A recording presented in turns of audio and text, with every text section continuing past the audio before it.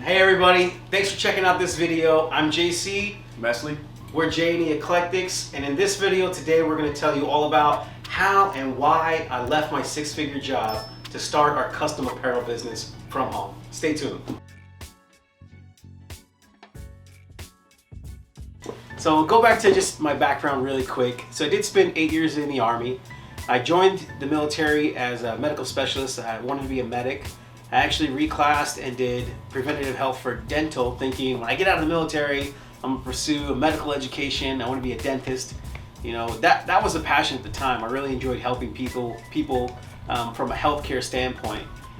I ended up somehow becoming a combatives instructor, so I did hand-to-hand combatives instructing for a number of years on active duty, teaching all the soldiers that were deploying, and that was probably the best job I ever had, where I never really felt like I was working. And that's probably the closest I've been working somewhere else where it felt like I was working for myself.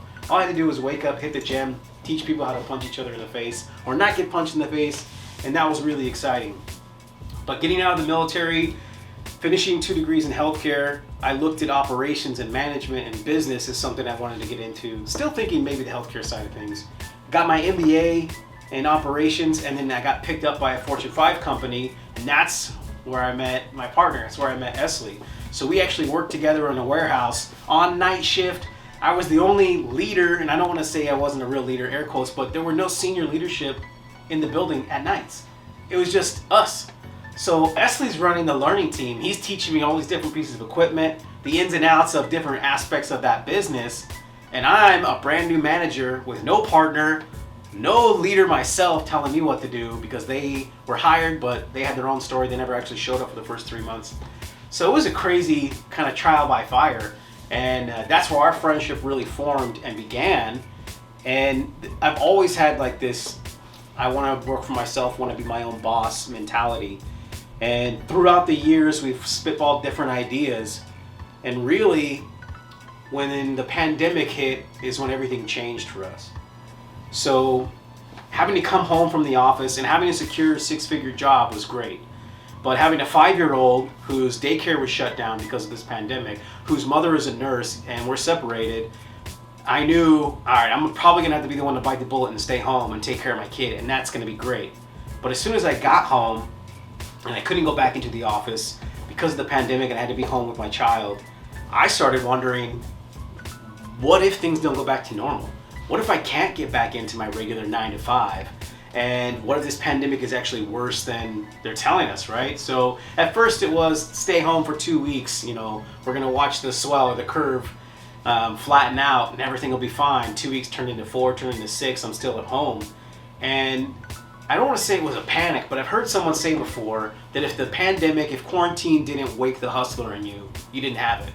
And to a certain extent, I think that's true, because the pandemic really got me thinking. All these other business ideas I had were still great ideas, but when you can't actually get customers to walk in the door, those businesses weren't gonna work. How am I gonna put food on the table? How am I gonna pay the bills here? How am I gonna provide for my child? And it came down to what's something we're already interested in. We order custom apparel from other people. It's always something we liked. I used to order custom apparel for the Fortune 5 company that I worked for. So we'd have to order a bunch of hats or a bunch of shirts or different, you know, promotional items, and it's something I already knew about and we've dealt with for years, and we thought maybe that's something we can do for ourselves. We start doing the research, kind of digging into what's the right type of equipment, and I thought, all right, while I'm at home, I'm gonna go crazy stuck at home, not being able to do anything else. Let's start building this business. It's something we could do on the side as maybe just a hustle or a hobby.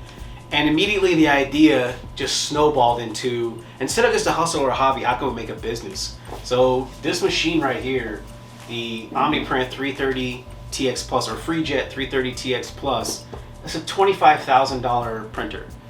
We could have easily just started with screen printing or vinyl, which may have been the right route for some people. And in the middle of this pandemic, when everyone's trying to save money and be really conservative, we went the exact opposite way. I started investing in us right away. Okay, $25,000, what can it do? Reach out to other people who had it, pros, cons, do the research. Then I go, all right, bud, this is the idea I'm having, what do you think? And his words, yeah, I'm down. I'm down. And to me, knowing it for for a number of years, it's like, all right, it's a good idea, he's in. So we buy the printer, we go down, we pick it up, and we just spend months training ourselves. So we got this printer, and then, you know, off camera here, we've got a sort of commercial or industrial sized embroidery machine. So it's 2 heads, 15 needles on each head, the Ricoma MT1502. That's a big piece of equipment as well. We got them about the same time because we didn't want to only be able to do t-shirts. We want to be able to expand that market reach to do beanies or hats or other kind of things. And we thought, if we're gonna do it, man, let's jump into the deep end and do it right. So the biggest thing was, we know in any business, if you're not willing to invest in yourself, no one else is going to either.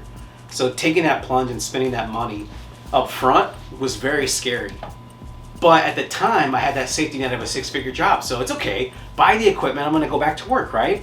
Well, after, I don't know, I was probably home 9, 10, 12 weeks. And we're just spending the time learning the equipment, knocking out a few orders for friends and family, always exhaust those resources first. And it really was just immediate freedom. Waking up, and if you had a headache or any kind of stress, it was your headache or stress for your business. We're so used to getting paid pretty good money to put out fires and deal with stress and headaches, and someone else's business is making other people rich. And you get really good at it, and you forget that that's the job, but it's not something that makes you happy. And for us, waking up and being like, what should we do today? Let's make a couple of designs. Let's screw up a couple shirts or hats. Let's figure this stuff out. We had more fun with these small failures than you do solving huge problems for Fortune 5 companies. So even when the pandemic started to open up and my daughter's school opened and I was able to get back to work, I still was like, you know what? This isn't really what's going to make me happy. It's not what I want to do. I want to go back to the shop. This is what I want to do full time. And that's what really led me to saying, okay, I'm making, you know, over 6 figures. It's good money. It's a security net. But if I don't leave it, I'll never know what I can do on my own. I'll never know if we can be successful because I'll always rely on that safety net. So for the last year, I haven't had that job. I left that job and focused full time doing our business and started putting those things in place to where we could expand that business out. So we did jump straight to DTG, which is great because now after maybe 9 or so months, he was able to quit his job. So this is what he's doing full time. And I'll do contract or other work on the side so that we can buy the next pieces of equipment. But really, this is where the freedom is at. Good stuff. Yeah, basically just the freedom of being our own bosses. Like, that's really where it's at. And one of the biggest takeaways for me, when you see someone wearing something you created. So it's different. When I worked for, you know, a big company, and I'm in corporate America, and I order a custom hat for someone, and everyone's like, oh, that hat's great, let me get it. That's cool. You're happy that you got that. All of your employees are happy they're wearing the hat. But when you make a hat for someone, and it's your logo or it's their business's logo, and they come pick it up for the first time, there's nothing quite like them being excited and overjoyed at that product that you did, you made for them. Like that connection you get with your customers, it's like, it's an all natural high that you can't really explain, but you keep chasing it. You're like, okay, that was great. We have a customer who comes back, he's had just custom graphic t-shirts that we've made. We made actual business shirts for his landscaping business. We made hats. He liked them so much that one of the times he came back, he brought his cousin from San Francisco and was like, hey, he wants to show you his logo. He wants some hats and some polos that are embroidered as well. So we took care of that for them. And honestly, that kind of interaction is better than the money you're getting out of the business, right? Those are the kinds of things that I feel is what real success is about. Making money is great, and you want to make money. You got to be able to pay the bills. And something we would say is, if you're still working and you're thinking about starting a t-shirt business or a side hustle, let your 9 to 5 pay the bills. Let 6 to 10 build the empire. All right, one thing you're gonna notice, Silver Tongue over here, he talks. I'm more on the quiet, reserved side over here, right? Quiet, but my story. I'm Jay, he's Silent Bob. Exactly, there it is, perfect. I am Jay. Yeah, you are. Yeah. So my story, I mean, mom and dad met, right? And so my first job, we actually had a family business. It's actually, you know, eclectic kind of comes to mind. What we dealt with was we cut lumber, did bridal and party like decorations, as well as supplies for reptiles and stuff like that. So a lot of lumber stuff. I did that quite a while. Shortly after that, went into the corporate world. Started with one of the Fortune 5s, actually a company where we met. Was there for a bit. Again, mine's short and sweet. After that, kind of ended up transferring over to another business, another company, and then was there for a while. And just kind of my experience with the first family business, right, was there's nothing like working for yourself, right? So kind of going into that corporate world, it was, I'm busting my quack off, right? My ass off. So I'm busting, trying to figure out like how can I serve the problems? Like how can I serve your problems? Solve. What's the root cause and so forth.